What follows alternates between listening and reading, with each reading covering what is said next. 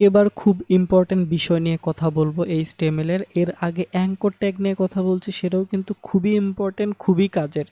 আমাদের যত এইচটিএমএল আছে সবগুলা এইচটিএমএল কাজে লাগবে না। আমরা যতগুলা এইচটিএমএল দেখতেছি, আমরা যদি এইচটিএমএল লিস্টে যাই, গুগলে সার্চ করি যে এইচটিএমএল লিস্ট, ট্যাগ লিস্ট, অনেক ট্যাগ আসবে, কিন্তু আমাদের অতগুলো ট্যাগের প্রয়োজন নাই। আমাদের কিছু ইম্পর্টেন্ট ট্যাগ আছে, ঘুরে ফিরে আমরা সেগুলাই ইউজ করি। তো আমরা যদি এবার ইনলাইন এবং ব্লক নিয়ে কথা বলি, কোন ট্যাগগুলা ইনলাইন, কোন ট্যাগগুলা ব্লক, এটা নিয়ে যদি কথা বলি, তাহলে চলেন আমরা ভিজুয়াল স্টুডিওকে একটু যাই এবং কথা বলি। এই যে আমরা যে এর আগে যদি H1 লিখতেছিলাম, সেগুলোতে যদি যাই, আমরা যদি আগের কোডে ব্যাক যেতে চাই, তাহলে ভিজুয়াল স্টুডিও কোডে এসে আমরা এইখানে ক্লিক করলাম। তো এই ফাইলের আগের কোডগুলো আমরা দেখতে চাই, যে কোডগুলো আমরা আগে লিখছিলাম, Ctrl Z করতেছি এবং একটা একটা করে আন্ডু হচ্ছে এবং আগের কোডগুলোতে চলে আসছি। তো আমরা আগের কোডে আসছি। এখন যদি আমাদের এখানে একটা অ্যাঙ্কর ট্যাগ ছিল না, অ্যাঙ্কর ট্যাগ লিখি, এটা হচ্ছে যে http/google.com, ওকে, এবং এইখানে দিলাম যে গো টু গুগল,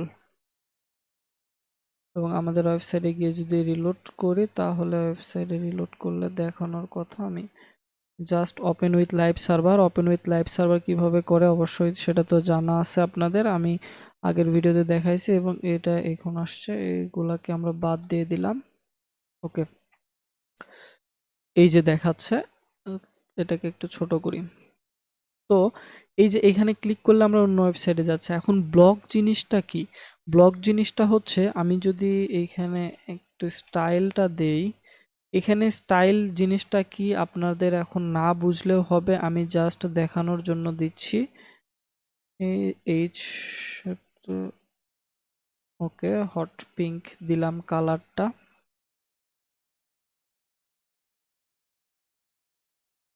হোয়াই কাজ করতেছে না, ও এখানে রিলোড করতে হবে। এই যে দেখেন, এইখানে পুরাটা কিন্তু নিচে ব্লক মানে কি, ধরেন আপনার বাসায় একটা জমিদার আসছে, তাকে কিন্তু একটা পুরো রুম ফাঁকা করে দিতে হবে, যে সে থাকবে রুমের একটা কানিতে, একটা বেডে থাকবে, কিন্তু তাকে পুরো রুমটা কিন্তু ফাঁকা করে দেওয়া হচ্ছে।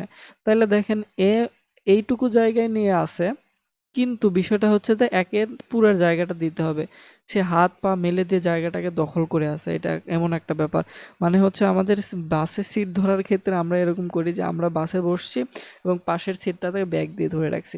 তো এর জায়গা এতটুকু প্রয়োজন, কিন্তু সে পুরাটাকে নিছে, পুরা রোটাকে নিয়ে নিছে। ঠিক আছে, এই সারি পুরাটাই নিয়ে নিছে। তো এরা হচ্ছে ব্লক। এবং যারা ধরেন তার যতটুকু থাকার জন্য প্রয়োজন, সে ততটুকু থাকবে, সেটা হচ্ছে যে ইনলাইন। সেটা যদি আমরা দেখি এখানে, যদি তাহলে 2 দেই, 2 দিয়ে সেভ করি এবং রিলোড করি। আচ্ছা, এখানে বারবার রিলোড করতে হচ্ছে আমাদের, সেজন্য অটো সেভ আমরা অন করতে পারি। এখন সেটিংসে যদি যাই, সেটিংসে গিয়ে এটি অটো সেভ লিখে সার্চ করি। অটো সেভ লিখে সার্চ করলে ওয়ার্ক প্লেসে অটো সেভ লিখে যদি সার্চ করি এবং অটো সেভ অফ করা আছে, এই অটো সেভ আপনারা অন করে দেবেন। হচ্ছে অটো সেভ অন করা আছে, on Windows change after delay focus change এখানে। এবং আমরা যদি এটাকে এখন অফ করে দেই অটো সেভ, দেখেন অটো সেভ হয়ে যাচ্ছে। এখন যদি আমরা এখান থেকে 3 করে দেই এবং সেভ করি, তারপরেও অটো সেভ হচ্ছে না, মানে আচ্ছা, তারপরে আবার যদি 4 দেই, দেখেন এটাতেও কিন্তু এগুলা সবগুলা, তাহলে কি এগুলা সবগুলা তাহলে ব্লক এলিমেন্ট। ব্লক এলিমেন্ট কি জিনিস, সে কিন্তু পুরা রোটা জুড়ে থাকবে এবং পুরা রোটা সে দখল করে নেবে। তার জায়গা লাগবে অল্প, কিন্তু সে পুরা রোটা দখল করে নেবে। ঘটনা ঘটবে এইখানে এসে, যদি আমরা এইটাতে ব্যাকগ্রাউন্ড কালার দেই, মানে তার জায়গা কতটুকু নিচে সেটা যদি আমরা দেখতে চাই, তাহলে দেখেন রিলোড করে, এই যে তার যতটুকু জায়গা প্রয়োজন সে ততটুকু জায়গায় নিছে। তো এইখানে যদি আমি অন্য কিছু আরো লিখে দেই এটার সাথে, যে আমি সাথে আছি, এখন যদি রিলোড করে দেখেন কি আসবে, এই যে সাথেই কিন্তু আছে এর, মানে এর যতটুকু জায়গা প্রয়োজন সে ততটুকু জায়গা নিয়ে আসছে। আর এইখানে যদি আমি বলি যে আমি সাথে থাকতে চাই, সেভ করলাম এবং এইখানে দেখেন এই যে আমি কোথায় বলছি এই টু, মানে 3 নম্বরে বলছি, 3 নাম্বারটাতে 1 2 3, এই যে 3 নম্বরের আমরা এইখানে বলে দিছি যে এই লেখাটা এর সাথে থাকবে। কিন্তু বিষয়টা হচ্ছে যে সে বলতেছে না, এই নাসরবান্দা, আমি পুরো রুম নিয়ে থাকবো, আমার আশেপাশে কেউ আসবে না, আমি পুরো রুম নিয়ে থাকবো, আমি পুরো রুম নিয়ে থাকবো, আমার আশেপাশে যেন কেউ না আসে, আমি কাউকে আশেপাশে নেব না। সেজন্য কিন্তু বিষয়টা কি হয়েছে, একে এর সাথে লিখছি কিন্তু সেটা কিন্তু নিচে চলে আসছে, মানে পুরো তার লাইন লাগবে পুরো একটা। এটাই হচ্ছে মেইন কনসেপ্ট। এবং এইখানে কিন্তু এর আগে যদি কিছু দেই আমরা, দেখেন যদি আমরা এর আগে আরো কিছু দেই, এইখানে বলে দেই যে আমি সামনে, এবং রিলোড করে দেখেন এটার সামনে কি যা লিখতেছি সেটা কিন্তু সাথে আছে, মানে সবগুলোর সাথে থাকবে, মানে প্যারাগ্রাফের মতো কাজ করবে। আবার যদি পি ট্যাগটা লিখি আমরা, এইখানে ধরেন পি ট্যাগটা লিখে দেই যে P tag this is paragraph, আমরা যদি পি ট্যাগ লিখি, পি ট্যাগও কিন্তু একটা কি ট্যাগ হচ্ছে এটা, এটা ব্লক এলিমেন্ট।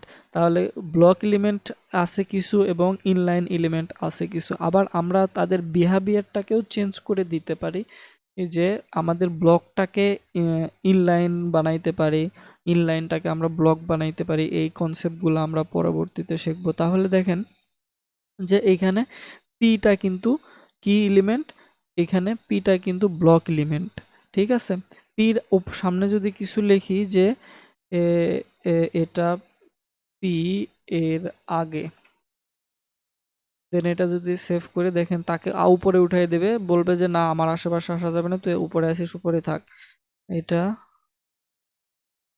এটা পি এর নিচে, দেখেন নিচে লিখছি, সে কিন্তু নিচে আসতেছে। এইটাকে যদি আমরা এই পি না দিয়ে একটা ট্যাগ আছে স্প্যান ট্যাগ, এইখানে স্প্যান ট্যাগ দিয়ে সেভ করি, এবং দেখেন এখন কি হয়েছে, এখন কিন্তু সাথেই চলে গেছে। তো কিছু ট্যাগ আছে ইনলাইন ট্যাগ এবং কিছু ট্যাগ আছে কি আমাদের ব্লক ট্যাগ। তো এটা বোঝার জন্য আমরা জাস্ট কি করতে পারি, এইখানে হচ্ছে ব্যাকগ্রাউন্ড কালার দিলেই বুঝতে পারতেছি। এখানে স্টাইল লিখছে, আমরা সিএসএস নিয়ে পরে কথা বলবো। আমরা যদি গুগলে গিয়ে সার্চ করি যে ইনলাইন সিএসএস এলিমেন্ট বা ইনলাইন সিএসএস ইন এইচটিএমএল, তাহলে inline tag CSS HTML, inline HTML और ইনলাইন এইচটিএমএল ট্যাগ লিস্ট যদি সার্চ করি, তাহলে এইখানে আমাদের W3 স্কুলসে যাবে এবং সবগুলা কি কি ট্যাগ, ইনলাইন ট্যাগ এবং কি কি ব্লক ট্যাগ সেগুলা কিন্তু এইখানে দেখাবে। তাহলে এই ইনলাইন ব্লকটা আমাদের স্টাইলিং করার ক্ষেত্রে খুবই কাজে দেবে। আর স্টাইল করব তো আমরা পরবর্তীতে, সেটা দেখব। এই এই ট্যাগটা নিয়ে, ইনলাইন এবং ব্লক নিয়ে আশা করি কনসেপ্টটা ক্লিয়ার হয়েছে আপনাদের।